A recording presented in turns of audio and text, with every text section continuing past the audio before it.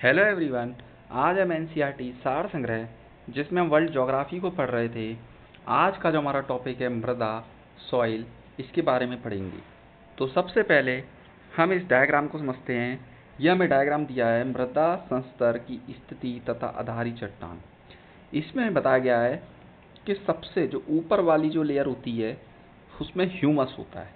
Humus मतलब का स्तर स्थिति, संस्तर स्थिति मृदा। मृदा की ऊपरी परत बारीक अवसादों से युक्त होती है। उसके बाद खा में आता है संस्तर स्थिति उपमृदा आता है। इसमें अपेक्षित चट्टानी पदार्थ बालू, गाद व चिकनी मिट्टी होती है। इसके बाद आता है गा, संस्तर स्थिति अपेक्षित चट्टान। इसमें अपेक्षित आधारी चट्टानी पदार्थ आता है। इसका था घा, संस्तर स्थिति आधारी चट्टान। इसमें मूल चट्टानी पदार्थ जो अपेक्षित नहीं हुए हैं वो सब इसमें आते हैं।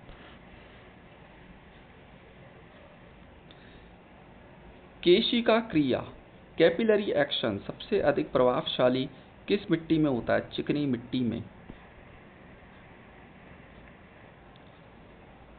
पैडल फर मृदा के प्रकार, मृदा विशेषताएं।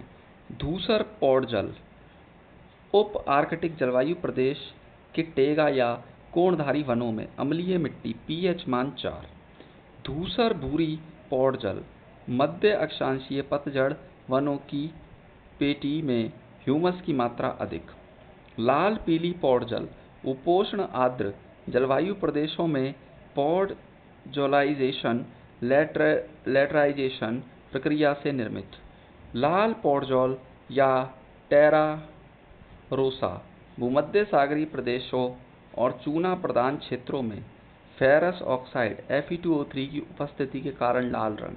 लैटराइट मिट्टी उच्च तापमान व प्रचुर वर्षा वाले उष्णकटिबंधीय वन क्षेत्रों में ऊपरी भागों में Fe2O3 तथा Al एल्यूमीनियम के लवणों की अधिकता।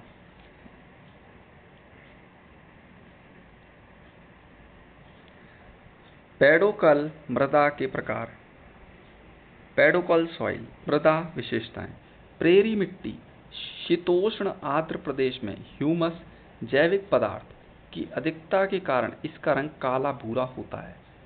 साइरोजेम या धूसर मरुस्थलीय मिट्टी, मध्य अक्षांशीय शुष्क मरुस्थल में क्षारीय मिट्टी, पीएच मान 8 से अधिक है। चेरनोजम सर्वाधिक उपजाऊ और भुरभुरी मिट्टी, ह्यूमस की अधिकता के कारण इसका रंग काला होता है। लाल चेस्टनट और लाल भूरी मिट्टी सवाना प्रदेश के अर्धशुष्क भागों में पाई जाती है।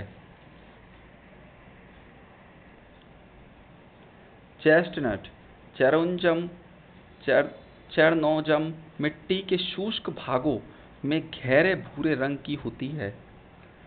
लाल मरुस्थलीय मिट्टी, ये उष्णकटिबंधीय शुष्क मरुस्थलीय प्रदेशों की मिट्टी होती है। टुंड्रा प्रदेश की मिट्टी अल्प विकसित मृदा जिसमें जैव तत्वों व महत्वपूर्ण खनिजों का अभाव होता है। मृदा अपरदन को किस प्रक्रम द्वारा नियंत्रित किया जाता है? मृदा संरक्षण द्वारा। मृदा निक्षालन सॉइल लीचिंग किस भौगोलिक क्षेत्र की बड़ी समस्या है? उष्णकटिबंधीय वर्षा वन प्रदेशों की। टेरा रोसा का प्रारूपिक विकास उस भूभाग में होता है जहां चूना पत्थर पाया जाता है।